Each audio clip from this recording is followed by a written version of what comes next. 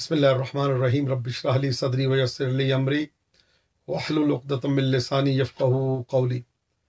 आज की रात शबे नीमा शाबान, इसकी बहुत ज़्यादा फजीलत है, बेइंतहा फजीलत है। जैसे कि मैंने बताया, आज की रात में गुस्ल करने का बेइंतहा सवाब है। आज की रात में और अमाल के साथ सलवात पढ़ने का, इस्तिग़फ़ार करने का और मोमिनीन की नुसरत करने का बेइंतहा सवाब है, कि जिसके लिए रिवायात में बहुत ज़्यादा ताकीद वारिद हुई है। लेकिन 3 अमल मैं आज बयान करना चाहता हूँ जो नॉर्मली मामूलन बयान नहीं किए जाते या कुतुब में कम ज़ाहिर देखने में आते हैं। और वो ऐसे अमल है कि अगर कोई इंसान कर ले तो उसकी ज़िंदगी में एक बहुत बड़ी जो है खुशखबरी और खुशहाली आ सकती है उन अमाल के साथ, जो फ़कत व फ़कत इस रात में किए जाते हैं।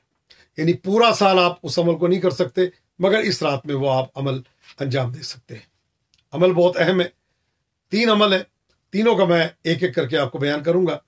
और जब अमल करें तो मुझे भी अपनी दुआ में याद रखें।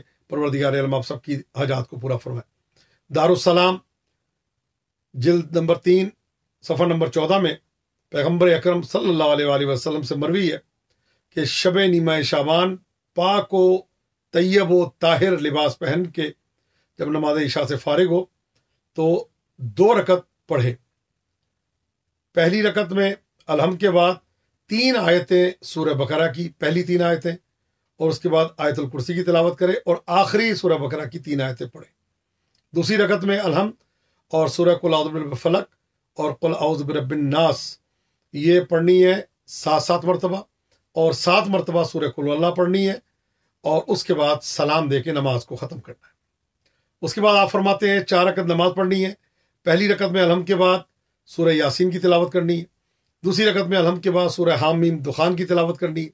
तीसरी रकत में अलहम के बाद हामीम सजदा की तिलावत करनी है। चौथी रकत में सूरह अलहम के बाद तबारकल्लज़ी बियदिहिल मुल्क सूरह मुल्क की तिलावत करनी है। और उसके बाद ये 4 रकत नमाज जो है आपने पढ़नी है। ये जब इस नमाज से आप फारिग हो जाएं, फिर फरमाया कि 100 रकत नमाज मजीद आज की रात में है।